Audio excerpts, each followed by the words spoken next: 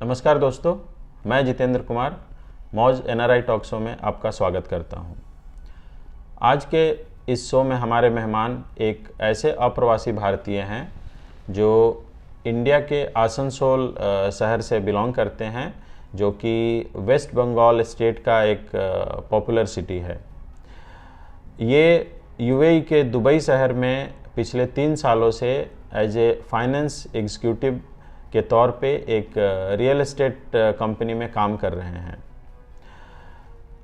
तो आज हम इनसे जानेंगे इनके आसनसोल से दुबई तक के सफ़र के बारे में और बात करेंगे फॉरेन रेमिटेंस के कुछ महत्वपूर्ण पहलुओं से जो कि हर एक एनआरआई से रिलेटेड है।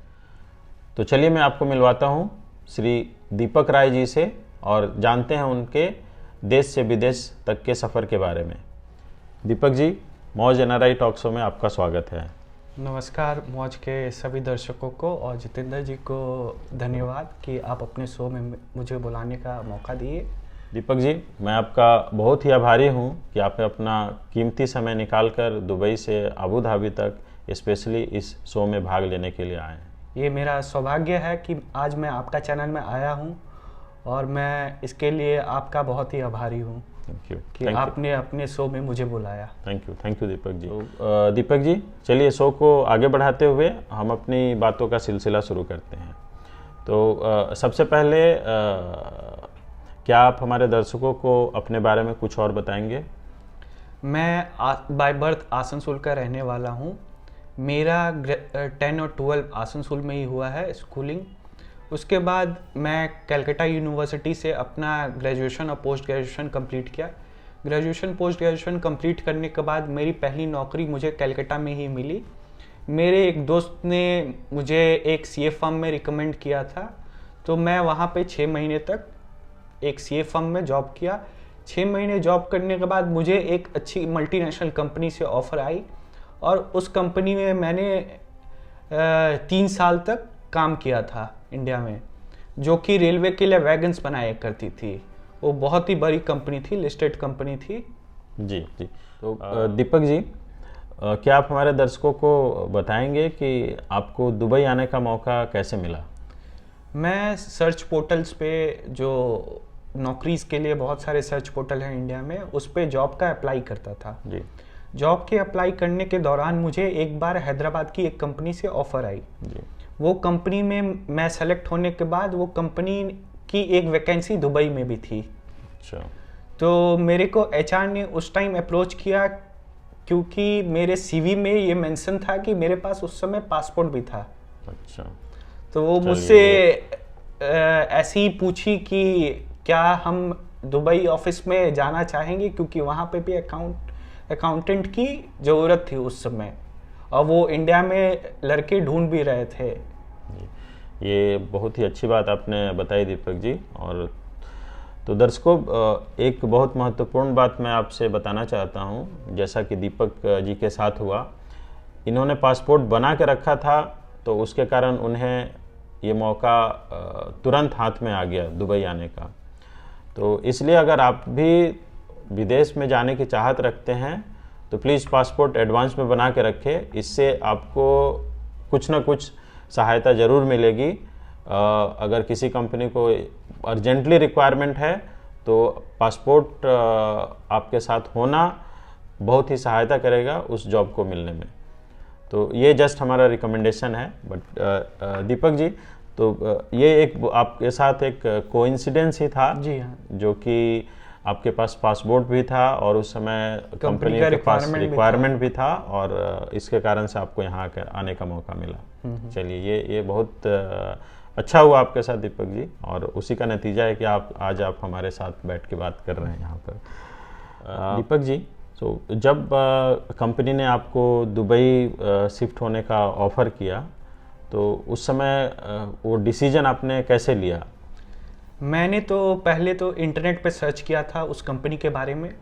उस कंपनी के बारे में सर्च करने के बाद मेरे ब्रदर इन लॉ भी यहाँ पे दुबई पे रहते थे उस समय। अभी वो अबू धाबी में हैं। जी। तो उनसे मुझे डिसीजन लेने में बहुत ही फ़र्क पड़ा, जी। क्योंकि वो मुझे अच्छी सलाह दे सकते थे, क्योंकि वो भी अकाउंट्स प्रोफेशनल्स थे। वो एक चार्टर्ड अकाउंटेंट है बाय प्रोफेशन, तो वो उस कंपनी के बारे में जानते थे। उन्होंने मुझे बताया कि वो कंपनी कैसी है, तो फिर मैं डिसाइड कर पाया यहाँ पे शिफ्ट करने के बारे में, दुबई आने के बारे में। चलिए ये बहुत ही अच्छी बात है कि आपको आपके ब्रदर इन लॉ का सही सलाह मिला और जिसके कारण आप सही डिसीजन ले पाए। जी हाँ। दीपक जी, क्या आपका फाइनेंस और अकाउंटिंग में जानना पहला चॉइस था या फिर कुछ और बनना चाहते थे? देखिए, फाइनेंस और अकाउंट्स मेरा पहला ही पसंद था, लेकिन मेरे फैमिली मेम्बर्स चाहते थे कि हम एक इंजीनियर बने। लेकिन हालांकि मैंने अपना 11 और 12 कॉमर्स ग्रेजुएट किया था, तो बाय डिफ़ॉल्ट मेरा फाइनेंस में आना बनता ही था। अच्छा। तो इस दौरान मैं अपना बीकॉम और एमकॉम कंप्लीट करने के बाद फाइनेंस के फील्ड में ही जॉब ढूंढना स्टार्ट कर दिया था। जी। दीपक जी, क्या आप हमारे दर्शकों को बताना चाहेंगे कि फाइनेंस और अकाउंटिंग में अगर आपको प्रोफेशन बनाना है तो उसके लिए क्या क्या क्वालिफ़िकेशन है और इसमें क्या करियर प्रोग्रेशन है? देखिए, अगर फाइनेंस और अकाउंट्स में आप अपना करियर बनाना चाहते हो तो आपको कॉमर्स के लाइन लेके पढ़ाई करना होगा, सबसे पहले ये है। और उसके बाद आपका ग्रेजुएशन, पोस्ट ग्रेजुएशन, जैसे कि इंडिया में आप बीकॉम करते हैं, एमकॉम करते हैं, एमबीए करते हैं, सीए करते हैं, ये सारी डिग्रियों को लेने के बाद आप एक अकाउंट्स प्रोफेशन बन सकते हैं। जी। इसमें किस तरह का करियर प्रोग्रेशन क्या है? किस किस रोल पे आप काम कर सकते हैं? देखिए, एक अकाउंट्स प्रोफेशनल एक कंपनी में एज ए ऑडिटर भी काम करता है, एज ए अकाउंटेंट भी काम करता है, फाइनेंस मैनेजर काम करता है, और उसके बाद वो एक फाइनेंस कंट्रोलर और सीएफओ भी बन सकता है कंपनी में। जी। जो कि बहुत ही ऊंचा पद होता है एक सीएफओ का किसी भी कंपनी में। जी। धन्यवाद दीपक जी। दर्शकों, तो जैसा दीपक जी ने बताया, फाइनेंस और अकाउंट प्रोफेशन भी एक बहुत ही रिप्यूटेड प्रोफेशन है, जिसमें आप किसी भी कंपनी में अकाउंटेंट से लेकर के एग्जीक्यूटिव से लेकर के आप सीएफओ तक का सफ़र तय कर सकते हैं। धन्यवाद दीपक जी कि आपने हमारे दर्शकों को अपने आसनसोल से दुबई तक के सफ़र के बारे में बताया। और आइए चलिए अब आप बातें करते हैं फॉरेन रेमिटेंस के बारे में। जी हाँ। क्या आप हमारे दर्शकों को बताना चाहेंगे कि यूएई में कौन सी करेंसी चलती है और इसका एक्सचेंज रेट को कैसे पता करें? देखिए, यूएई में जो करेंसी है उसको दिरहम बोलते हैं, और यहाँ का exchange rate as on INR 1 dirham equal to 20 rupees है, और ये फ्लक्चुएट भी होते रहता है। आज के दिन में दिरहम टू ₹20+ चल रहा है, और जब मैं आया था 3 साल पहले उस समय 19 रुपये के आसपास थी, जो कि कोरोना काल में 21 तक पहुंच गई थी। दीपक जी, क्या आप हमारे दर्शकों को बताना चाहेंगे कि एक अच्छा एक्सचेंज रेट कैसे प्राप्त किया जा सकता है? देखिए, अगर आपको एक्सचेंज रेट देखना है तो सबसे पहले तो आप गूगल पे प्राइस चेक कर लें कि क्या एक्सचेंज रेट चल रहा है।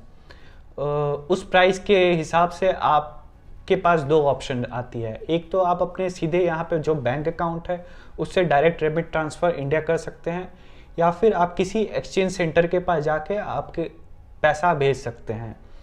लेकिन आपको यह देखना है कि आपका एक्सचेंज सेंटर क्या प्राइस दे रहा है आपको, और आपकी बैंक क्या प्राइस दे रही है।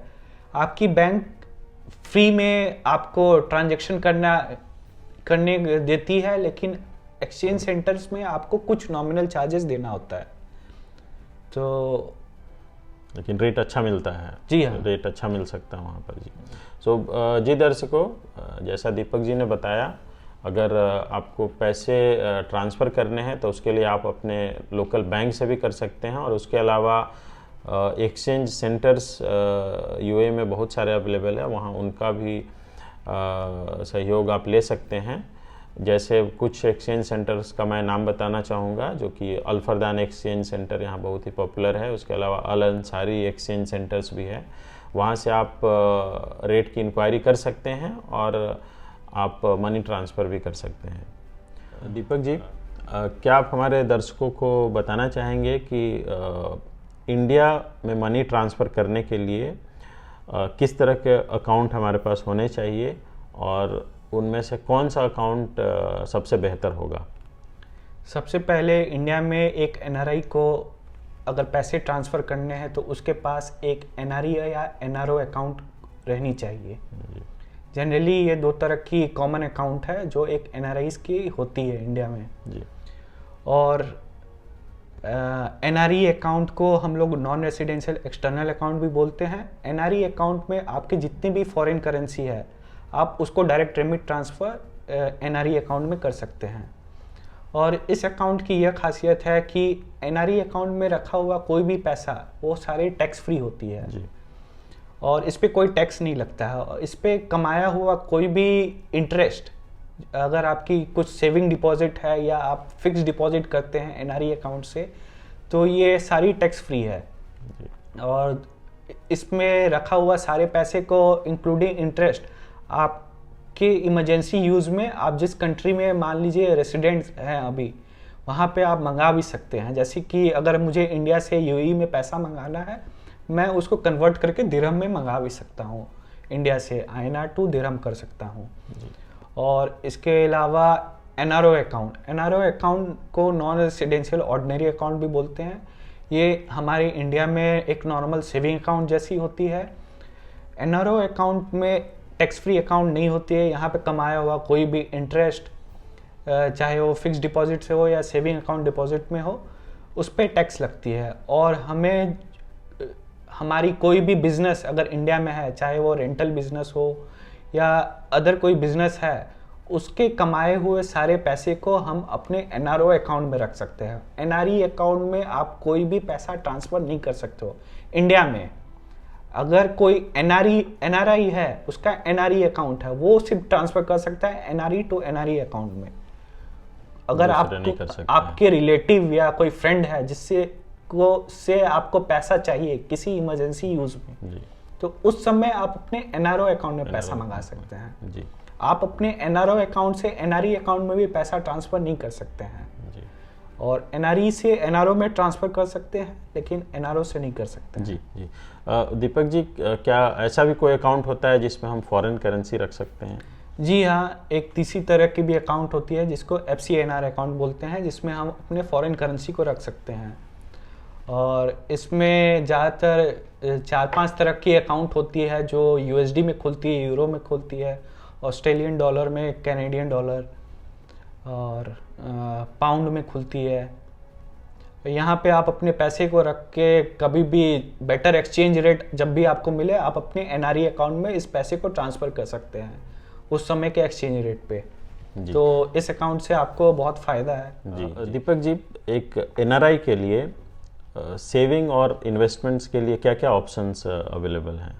एक एनआरआई के लिए सेविंग और इन्वेस्टमेंट के लिए बहुत सारी अपॉर्चुनिटीज़ हैं। जैसे कि एक एनआरआई फिक्स डिपॉजिट कर सकते हैं। सेविंग अकाउंट में भी इंडिया में अच्छी खासी इंटरेस्ट मिल रही है आजकल। और एक एनआरआई रियल स्टेट में भी इन्वेस्टमेंट करते हैं। अगर वो यूएई में है तो यहाँ पे रियल स्टेट बिजनेस बहुत ही कॉमन है एक एनआरआईज के लिए इन्वेस्टमेंट पर्पस से। और यहाँ पे गोल्ड ज्वेलरीज में भी बहुत सारे एनआरआईज इन्वेस्टमेंट करते हैं क्योंकि इंडिया से सस्ते प्राइस में यहाँ पे मिलती है। और रही बात इंडिया की, इंडिया में बहुत सारे एनआरआईज शेयर मार्केट में इन्वेस्टमेंट करते हैं, म्यूचुअल फंड्स में इन्वेस्टमेंट करते हैं, वहाँ पे किसी रियल स्टेट कंपनीज में इन्वेस्ट करते हैं। आजकल तो स्टार्टअप इंडिया चल रहा है जी। तो स्टार्टअप इंडिया के चलते बहुत सारे एनआरआईज स्टार्टअप कंपनीज में भी इन्वेस्टमेंट करते हैं। Deepak ji, thank you very much. आपने सेविंग्स और इन्वेस्टमेंट के बहुत सारे ऑप्शंस के बारे में हमें बताया। पर एक चीज़ मैं आपसे जानना चाहता हूँ, एज ए एनआरआई, अगर आप उन सभी सेविंग्स और इन्वेस्टमेंट ऑप्शंस में से कोई एक को चुनना चाहेंगे तो वो आपका कौन सा होगा?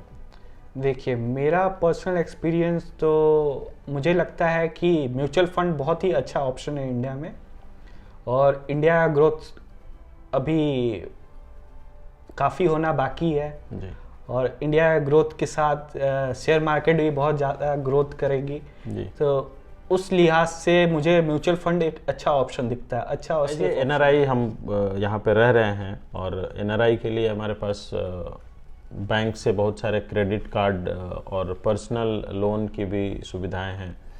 क्या आप हमारे दर्शकों को बताना चाहेंगे कि एज ए एनआरआई हम लोग को किस तरह के क्रेडिट कार्ड्स लेने चाहिए और पर्सनल लोन्स को कैसे हैंडल करना चाहिए? देखिए, अगर यहाँ पे आपको क्रेडिट कार्ड्स लेनी है तो आपकी मिनिमम रिक्वायरमेंट जो रहती है वो आपकी सैलरी 5,000 दिरहम के ऊपर रहनी चाहिए।